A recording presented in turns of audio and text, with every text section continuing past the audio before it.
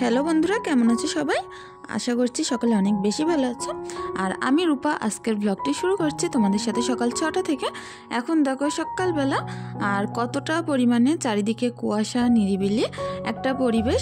চারিদিকে কিন্তু একদম নির্ঝুম একটা পরিবেশ। শীতের সময় না সকালবেলা রোজ কিন্তু ঘুম থেকে অনেকেই ওঠে না, তার কারণে সকালটা বেশি নিস্তব্ধ থাকে। আর এই নিস্তব্ধ পরিবেশে না কাজকর্মগুলো করতে বেশ ভালো লাগে। আর এখন আমার যে ব্যালকনিটা আছে সেখানেই আমি তোমাদের সাথে ভিডিওটি দেখাচ্ছিলাম। আর তারপরে দেখো আমার মুরগিদেরকে সুন্দর করে খেতে দিয়ে দিলাম। আর আজ না প্রথম অনেক দিন পরে আমার মুরগিগুলো একটা ডিম পেড়েছে, একটা মুরগি ওখান থেকে। আর বেশ ডিমটা লাল ছিল, মোটামুটি বড়ই ছিল।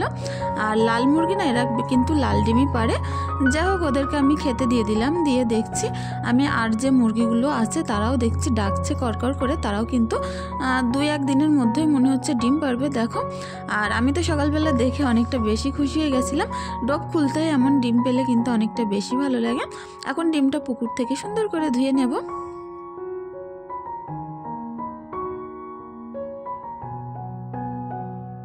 এখন বেজে গেছে 6:30, কারণ এর মধ্যে গাছগুলো আমি একটুখানি পানি দিয়ে নিয়েছিলাম ঈশাকে। কিন্তু ঘর থেকে সুন্দর করে টুপি, মোজা, সোয়েটার যেগুলো পরানোর হয় সব কিছু পরিয়ে কিন্তু নিয়ে এসেছি, কারণ ঈশা না অনেক ভোরবেলা ঘুম থেকে উঠে পড়ে। আর ওকে দাঁড় করিয়ে রেখেই আমি কাজগুলো করে নেব। বাড়িতে ধরো আর শ্বশুর শাশুড়ি কেউই নেই না, যার কারণে কিন্তু আমার যেখানে যেতে হয় বাচ্চা কাচ্চাদের কোলে কোচরে খাকে এভাবেই নিয়ে যেতে হয়। যাই হোক, সিমরান ঘরে ঘুমাচ্ছিল, সিমরানকে ডাকলাম না। আমার কাজকর্মগুলো হয়ে গেলেই সিমরানকে ডেকে তারপরে আমরা একসঙ্গে দোকানে যাব। আর ঘরের কাজকর্মগুলো কিন্তু সকাল সকাল আমি এভাবেই করে নেই। আর অনেকটা তাড়াহুড়োও থাকে, কারণ সকালবেলা যেহেতু আমাকে দোকানে যেতে হয় না, এই কাজটা শেষ করব, তারপরে এমন একটা টেনশন থাকে কখন শেষ করব আর কত তাড়াতাড়ি দোকানে যেতে পারলে দোকানটা খুলতে পারবো। কারণ যত সকাল সকাল দোকানে যাওয়া হয় না, দোকানে কিন্তু একটু ভিড়টা বেশি থাকে, বেচা কেনাটা বেশ ভালোই হয়। এখন ঈশার সঙ্গে আমি গল্প করছিলাম, বাসনপত্রগুলো পুকুর থেকে একে একে মেজে নিচ্ছিলাম। আমাদের পুকুরের চারিদিকে দেখো কতটা নারকেল গাছ, আর প্রচুর পরিমাণে নারকেল পাতা হয়েছে। গাছগুলো ঝরার কারণে না অনেকটা বেশি নারকেল পাতা হয়েছে। আর এগুলো দেখি একটু লোক নিয়ে এসে ঠিক করে নিতে হবে, পাতা টাতাগুলো তুলে নিতে হবে। যাই হোক, এখন সুন্দর করে সিমরানের 2টো মোজা দিয়ে গেছিলো এখানে, আর মোজাগুলো আমি এখন সুন্দর করে চটকে কেচে ধুয়ে নিলাম। আর তারপরে ঘরে চলে আসলাম। শীতকালে না সবথেকে বড় যে কাজটা হয় সেটা হচ্ছে বিছনা গোছানো। আর যেহেতু শীতটা একটু বেশি পড়ছে, তার কারণে ব্ল্যাঙ্কেটের সাথে সাথে লেপটাও গায়ে দিতে হচ্ছে। আমাদের বাড়ি যেহেতু অনেকটা বেশি মাঠের মাঝখানে, তারপরে আমার জানলা 2টো কাচ না থাকার কারণে ঘরে এতটা প্রচণ্ড ঠান্ডা আসে বলার কথা নয়। সেখানে আমি রোজই কিছু না কিছু দিয়ে রাখি, হয়তো কাঁথা, তা না হয় কম্বল দিয়ে সুন্দর করে জানলাটা ঢেকে দিয়ে রাখি। তারপরেও না বাচ্চা কাচ্চা ছোটো থাকলে একটু সেফটি থাকার জন্য একটু বেশি চাপাচুপি দিতে হয় ব্ল্যাঙ্কেটের সাথে সাথে। সিমরান ঈশাকে কিন্তু আমি তার উপরে একটা করে সরু একটা ছোট ওদের একটা লেপ আছে সেটা দিয়ে দেই গায়ের উপরে। যাই হোক, এখন সুন্দর করে বিছনাগুলো পরিষ্কার করে নিলাম। আর এখন বালিশ টালিশগুলো গুছিয়ে নেব। ঈশা ওদিকে বালিশের ওপরে একেবারে চেপে বসেছিল, বালিশগুলো ছাড়তেই চাচ্ছিল না। যাই হোক করে ওর কাছ থেকে বালিশগুলো নিয়ে নিলাম। সিমরানকে বললাম, তুমি ব্রাশ ট্রাশ করে মুখ হাত ধুয়ে নাও, ব্যাগটাগুলো গুছিয়ে নাও, এক্ষুনি আমাদের দোকানে যেতে হবে কাজগুলো শেষ করতে না করতে। আর বাড়ি থেকে দোকানটা না অনেকটা বেশি দূরে, বাচ্চাদেরকে নিয়ে অনেকটা কোলে করে হেঁটে হেঁটে আমাকে যেতে হয় রাস্তাটা। যেহেতু 10 মিনিট 15 মিনিটের রাস্তা, তাহলে বোঝো কতটা বেশি হাঁটতে হয়। যাই হোক, সকালে হাঁটা কিন্তু একটা ব্যায়ামের কাজেই পড়ে, কিন্তু অনেকটা বেশি অলসতাও লাগে 2-1 দিন। সব দিন তো শরীর একই রকম যায় না। আর কিছু কিছু দিন ঘুম থেকে উঠে ঘরের কাজকর্ম এতটা তাড়াহুড়ো করে করতে হয়। আর শীতের সময় তো একটু অলস্য ভাবটা মানুষের ভিতরে একটু বেশিই থাকে। আর এই কাজগুলো করতে না করতে আমাকে এক্ষুনি দোকানে চলে যেতে হবে। আর তারপরে আমি এখন সুন্দর করে আমার যে ঘর বাড়িগুলো আছে সেগুলো ঝাড়ঝুট দিয়ে পরিষ্কার করে নিচ্ছিলাম। এই ঘরটায় যেহেতু কেউ থাকে না, তেমনটা বেশি ঘোরাই না, তবুও একটুখানি সুন্দর করে গুছিয়ে একটুখানি ঝাড়ঝুট দিয়ে রাখলে দেখতে বেশ ভালোই লাগে।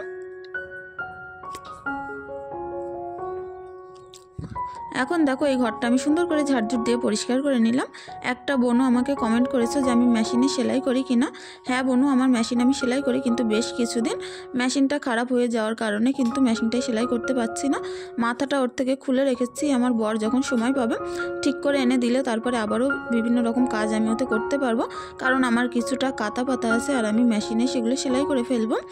আর বাইরে সেলাই করতে দিলে আমার যেন তেমন মন পোষায় না, আর কাজগুলো খুব একটা ভালো ভালো করে না, পয়সারও ব্যাপার আছে, অনেক টাকারও ব্যাপার আছে। বাইরে কাঁথা সেলাই করতে দিলে নিজেই যেটুকুন রাত্রে সময় পাই সেটুকুন সময়ের মধ্যেই কাঁথাগুলো সেলাই করে ফেলবো। এখন পুকুর থেকে একটা মাছ ধারে ঘুরে বেড়াচ্ছিল, ধরে নিয়ে এসেছি, ভেটকি মাছ ছিল সেটা। তারপরে চলে আসলাম দোকানে এসে সুন্দর করে সব কিছু আমি এখন ঝাড়ঝুট দিয়ে নিয়েছি। তারপরে দোকানটা খুলে নিচ্ছি। আমাদের দোকানটা না একেবারে কিন্তু ছোটোখাটো না, বেশ বড়ই আছে।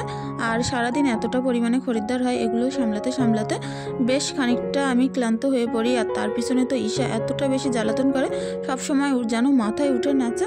আর এগুলো একা হাতেই সব কিছু সামলাতে হয়। যাই হোক, যা আছে যেভাবে আছে সব কিছু ভালো আছে, ভালোই থাকুক এভাবে। আর এখন 7টার সময় আমি একটুখানি চা ঢেলে নিচ্ছি। চাটা কিন্তু না খেলে দিনটা আমার মোটেই ভালো যায় না। আর এই চাটা খাওয়ার পরে বেশ কিছুটা এনার্জি পাবো। তারপরে কিছুটা বাসনপত্র আমার দোকানের মধ্যে আছে, সেগুলোও কিন্তু মেজে পরিষ্কার করে নিতে হবে। যেহেতু রান্নাটা দোকানের ভিতরেই হয়, একটু কষ্ট করেই আমাকে কাজগুলো করতে হয়। এদিকে সিমরান ম্যাগি করা শিখে গেছে সুন্দর। আর দেখো, সবজি দিয়ে, ম্যাগি দিয়ে, ডিম আর বাটার দিয়ে অনেক সুন্দর টেস্টি একটা ম্যাগি করেছিলাম। আর ঈশা তো সেটা পেয়ে একেবারে পাগল হয়ে গেছে।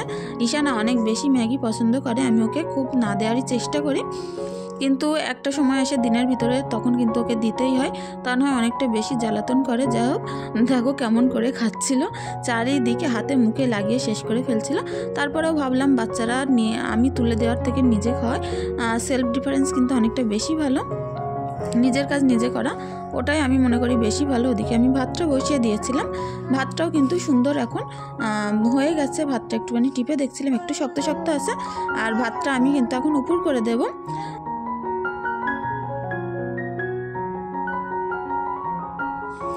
এখন আমি সুন্দর করে কড়া বসিয়ে দিলাম। আর আজ করব কচুরমুখী বেগুন দিয়ে, যে মাছটা দেখিয়েছিলাম না সকালবেলা, ছোট ভেটকি মাছের বাচ্চা, সেটা দিয়ে রান্না করব। ভেটকি মাছ আমার বড় অনেক বেশি পছন্দ করে। আর রোজই নর্মালি যেমনভাবে রান্না করি তেমনভাবেই করব। আর অনেক বন্ধুরা কমেন্ট করেছো, জাপু আমার পরিবারে আসো, একবার ঘুরে যাও। তোমরা এমনটা মনে করো না যে তোমাদের পরিবারে যাই না কিংবা ঘুরে আসি না। হয়তো অনেক সময় কমেন্ট করার সুযোগ সময় কিছুই হয়ে ওঠে না, কারণ যারা ব্লগিং করো তারা নিশ্চয়ই জানো যে সবসময় তাদের ফোন হাতে নিয়ে ক্যামেরা ধরে বসে থাকতে হয়। আর তোমাদের চ্যানেল থেকে আমি ঘুরে এসেছি, আর সবার চ্যানেল থেকে সত্যি আমি তোমাদের ভিডিওগুলো দেখেছি, আমারও কিন্তু তোমাদের ভিডিওগুলো অনেক বেশি ভালো লেগেছে। যাই হোক, তো তোমাদের হয়তো মনে একটু ডাউট ছিল, তার কারণে আমি ডাউটটা ক্লিয়ার করে দিলাম। আর এখন আমি বেগুন কচুরমুখীগুলো সুন্দর করে কষিয়ে নিচ্ছি, নিয়ে রান্নাটা এখন করে ফেলবো। এখন বাজে দুপুর 12টা। আর আজ একটুখানি যেন তাড়াহুড়ো করে আমি রান্নাটা করতে পারলাম সকাল সকাল, কারণ রোজই দোকানে মাল দিতে দিতে না রান্না করার একটু দেরি হয়ে যায়। আজ দেখছিলাম যে আমার যেন কি হয়েছে বলতে পারবো না, একটু তাড়াহুড়ো করে কাজগুলো করতে পেরেছি। আর কিছুটা আমাদি মাছ নিয়েছিলাম, কিছুটা যে সকালের মাছটা ছিল সেগুলো একসঙ্গে করে নুন হলুদ মাখিয়ে নিচ্ছে। আমাদি মাছে না বেশ কিছু নুন থাকে, আর সবজি রান্না করা হোক কি ঝোল করা হোক তাতে যেন নুনটা একটু বেশিই লাগে, তার কারণে নুন একেবারে না দিলেই নয়, তেমনই দিয়েছি মাছে। আর সবগুলোই যেহেতু নোনা মাছ, নুন কম দেওয়াই ভালো। আর ওদিকে মাছগুলো ভাজতে বসিয়ে দিয়ে আমি এখন তরকারিটা সুন্দর করে কষিয়ে দিচ্ছি। কিছুটা মাল দিয়ে আসলাম দোকানে আবারও, আর এসে দেখছি প্রায় গলে গেছে। তারপরে সুন্দর করে কষিয়ে এখন ঝোল দিয়ে দিয়েছি।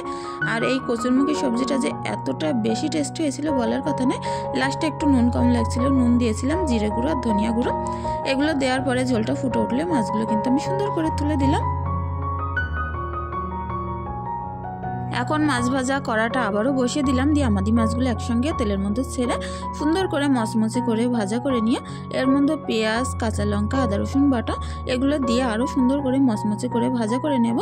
আর পেঁয়াজ কাঁচা লঙ্কা দেওয়ার সময় একটুখানি স্কিপ হয়ে গেছিলো, তারপরে আদা রসুন বাটাটা দিলাম, দিয়ে অনেকক্ষণ ধরে মচমচে করে ভাজা করে দেবো। এগুলো না গরম ভাতের সঙ্গে খেতে আমাদি মাছ বেশি ভালো লাগে। আমার তো দেখি চচ্চড়ির থেকে এমন ভাজা মাছ বেশি ভালো লাগে, আর যদি থাকে পাতের ডাল তবে তো কি সুন্দর একটা যেন অতুলনীয় খাবার রান্নাটা হয়ে গেছে। আর রান্নার জায়গার অবস্থাটা দেখতে পাচ্ছ কতটা বেশি খারাপ হয়ে গেছে। আমার কিন্তু রোজই এরকম একবার দোকানে মাল দিতে একবার রান্না করতে, একেবারে রান্নার জায়গাটা রান্না শেষে অনেক বেশি খারাপ হয়ে যায়। আর যতই আমার কিছু না থাকুক তবুও চেষ্টা করি একটু পরিষ্কার পরিচ্ছন্নভাবে রাখতে, যেটুকুনি আছে সুন্দরভাবে গুছিয়ে রাখতে। যাই হোক, এখন সুন্দর করে কড়া টড়াগুলো নামিয়ে নিয়ে যত জিনিসপত্র ছিল সেগুলো সুন্দর করে নামিয়ে এখন পরিষ্কার করে মুছে গুছিয়ে নিচেই রেখে দিচ্ছিলাম।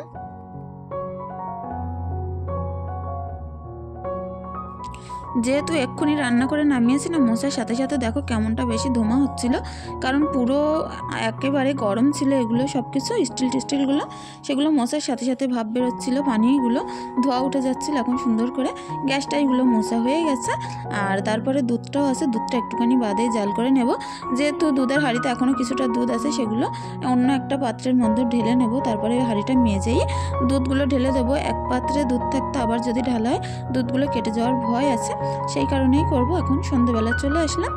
যাই হোক, সন্ধ্যেবেলা আসার পরে চা করে নিলাম বাড়িতে। আজ সন্ধ্যেবেলা তেমন কিছুই করব না, কারণ সিমরানের পড়াগুলো করানোর একটু চাপ আছে।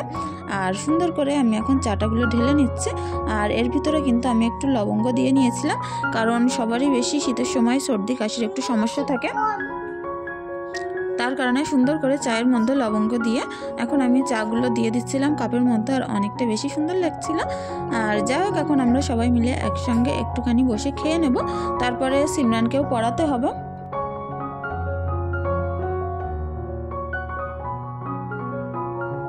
এরা দুজনাই দেখো চা দেওয়ার সাথে সাথে নিজেদের মতো নিয়ে করে খাওয়া শুরু করে দিয়েছে, আমার কথা কেউ ভাবে না।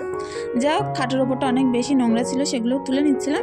ঈশার ট্যাম্পাসগুলো প্যাকেটগুলো খুলে চারিদিক করেছিল, সেগুলো তুলে নিয়ে আবারও ঠিক করে বসিয়ে দিলাম এদেরকে।